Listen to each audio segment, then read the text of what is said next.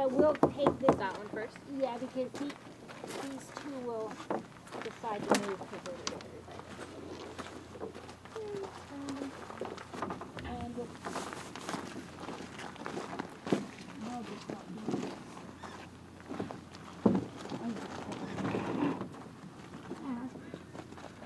Awesome. But at some point you gotta try it. Yeah. And I put it down in behind like that. And if there's any water gets in your boat, that just keeps the water from getting onto whatever you put in behind your boat. So we are in Port Simpson. We're in Port Simpson. We're getting ready for another trip, another adventure. And what are you doing? Fuel for dinner. And it's going to go on the front of the boat. And Joan is so smart that she's put strings on it. So once you stuff it up to the front, you can get it out again. This one seems to be attached in two places, which...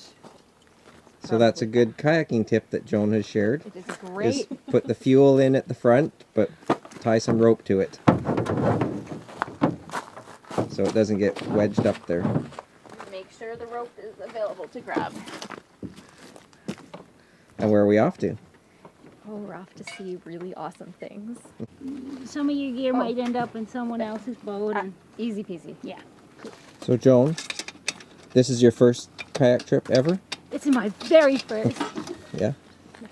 So, what can you tell us? What about? It's not your first. It is not my first kayak trip. Any and tips for kayakers on the North Coast? BC's North Coast. BC's North Coast. Be prepared for wind, rain, sun, seas, wonderful times, wildlife, Big tides. big tides, big tides. So current is a big factor in kayaking on the coast here? Yeah, yeah, it is a pretty big factor, and if you know direction of current and where the eddies are, you can get out of, you can avoid paddling against some current up here, but we have pretty strong current and pretty big tides. And how about tips for loading your kayak, which is what we've been doing for the last little while? We've been loading all the kayaks.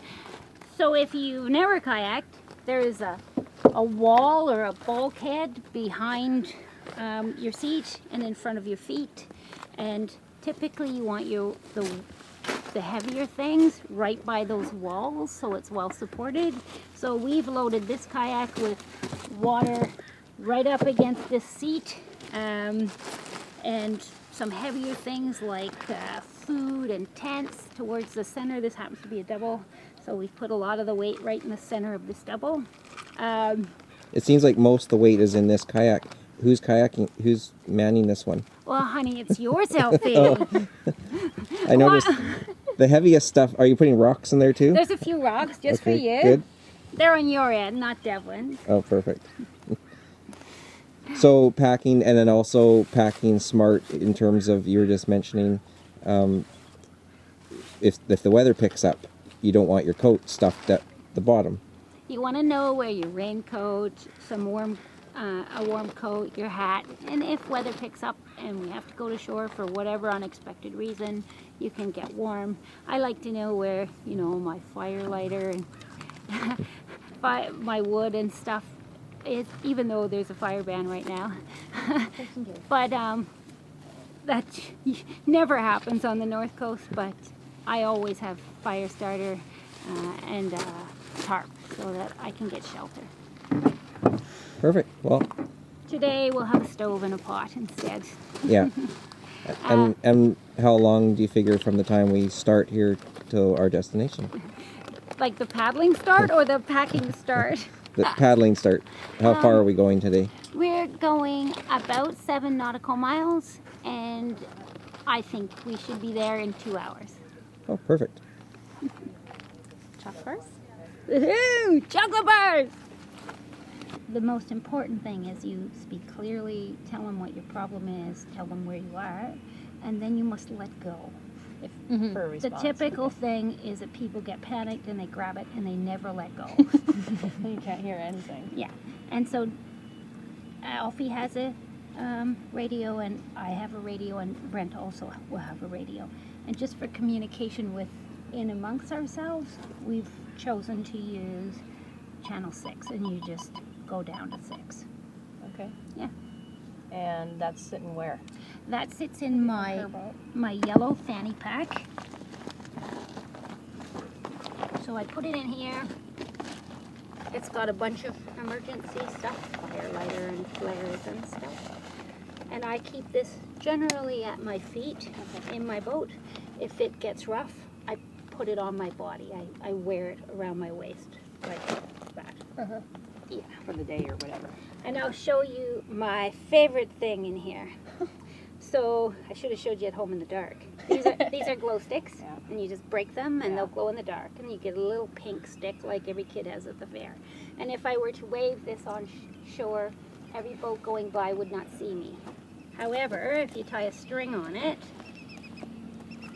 I'll Whip just it shorten around? it up and go like this. If it's the full 3 feet, you then have a 6-foot glowing circle that the boat could see. There's my other tip, Elfie. That's for emergency. I like that one. Yeah, Yeah. that's cool. Smart. So today you're all going to paddle with a flat paddle.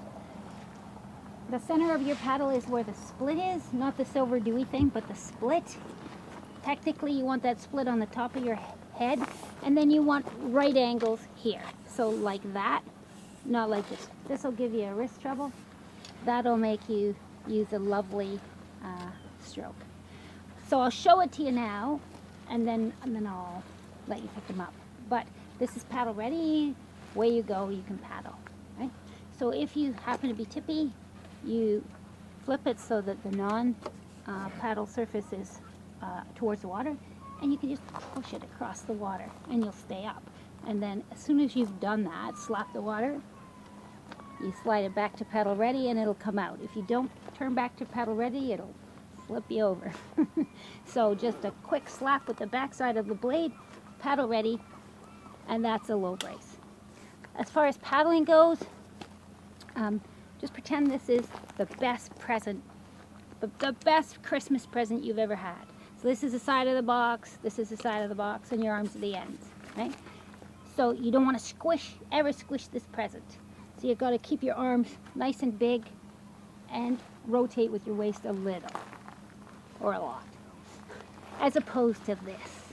It's just an image so that you paddle with your whole body. And when you paddle with your whole body, you can push right from your legs.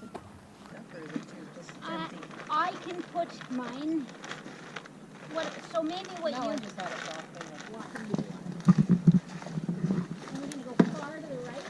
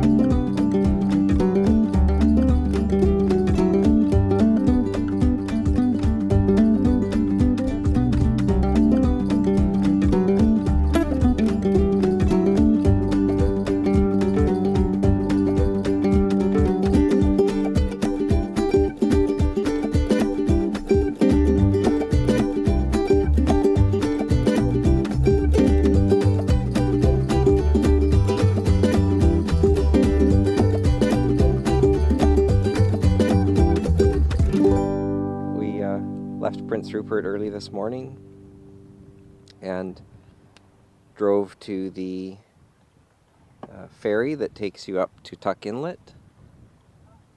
I guess it was about a 40-minute ferry ride. It's just a small ferry. And then it was about a half hour, 35-minute drive to Port Simpson, Lac aux Lambs. And it's a little village just outside of Prince Rupert, but that's the only access, that or boat or plane, float plane. And we've just paddled across the bay from Port Simpson to this little beach, just getting out, stretching our legs, and we're headed to Work Channel to see if we can spot any whales. What's that island behind you? Remember the name of that? I started with the B, I think. Bernie. Bernie. There you go. I hadn't looked at the charts that closely before we left. And yeah, we're in a double kayak, Devlin and I. And then we have Joan, who organized it, and Val and Kate, they're from Alberta. And Brent is going to be coming tomorrow in the other double kayak with another person. So they'll meet us there. And fingers crossed for whales.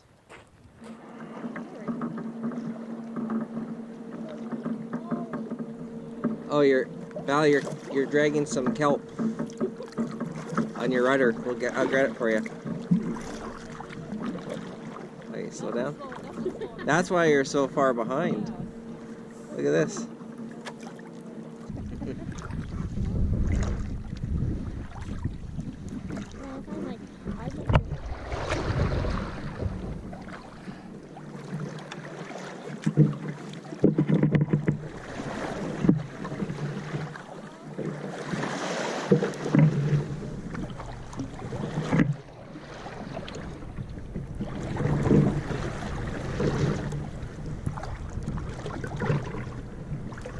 You going where you want to go? Yeah, up the river. Oh.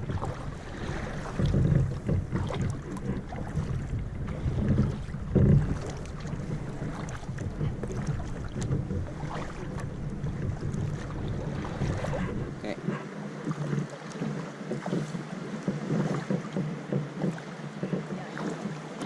That's the sandiest spot.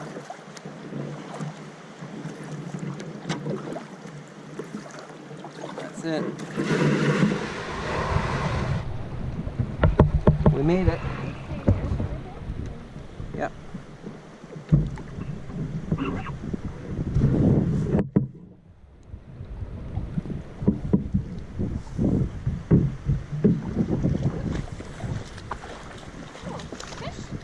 Oh, a little flounder. Said you want to fish? It's too little. I know, but just throw it out that way. Oh, whoops. Good.